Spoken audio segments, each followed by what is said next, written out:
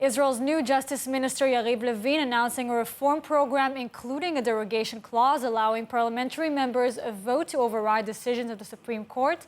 And joining us now from the Bar-Ilan University Faculty of Law is Professor Ittai Bar-Siman-Tov. So Ittai, what's this new reform saying exactly? Okay, so first of all, it's important to note that Minister Levin said this is only the first stage, so we might expect even more. But the three major things that currently Minister Levin proposes is one, as you said, an override clause, meaning that a mere 61 parliament members out of 120, which is something that the coalition always has, could override a decision by the Supreme Court, and in fact, immunize the legislation in advance from being reviewed by the court at all. So this is one very important aspect. The second one is changing the judicial appointment system to make it more political. And the third one is politicizing the appointment of legal counsels to the ministries of the government. And Ittai, you're calling it a first step, but critics of the Levin judicial reform proposal say it's a death knell for Israeli democracy. Is that an exaggeration?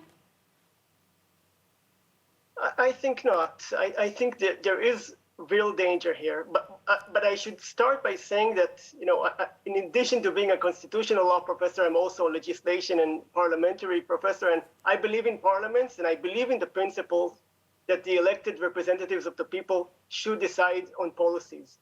And this is what the minister is telling us. That's merely what they want to ensure. But the problem is that this is not what they're doing.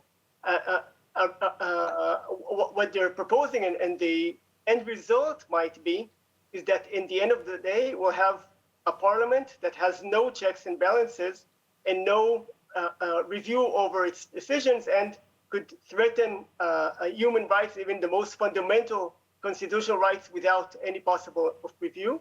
And the problem is that you have to understand that in the Israeli regime, who actually controls parliament is not the parliament, it's the government. And the government can actually pass any legislation they want by imposing their majority and coalition restraint over the members of parliament, and getting the 61, which is the threshold that they propose for the override clause, is something that can almost be automatically done by any government that is resolved enough to pass legislation that they're willing to do. And basically, the danger here is that we'll have politicians that have no checks and balances over them. And maybe if I can just add one more background explanation, is that in many countries we have various types of checks and balances, and judicial review is only one of them.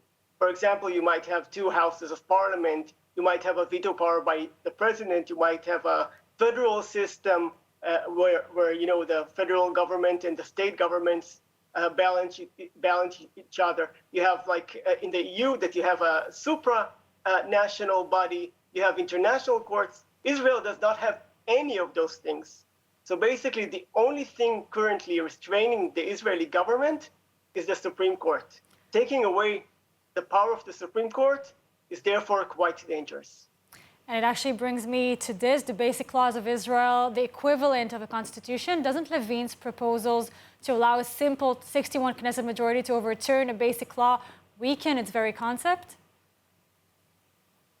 Yeah, so some people and some constitutional theorists say that override clause, in principle, is contrary to the idea of a constitution, because the whole idea of a constitution is to enable limited government and make sure that government does not violate constitutional rights. Professor Ittai Bar-Siman-Tov, thank you so much for joining us. Thank you very much.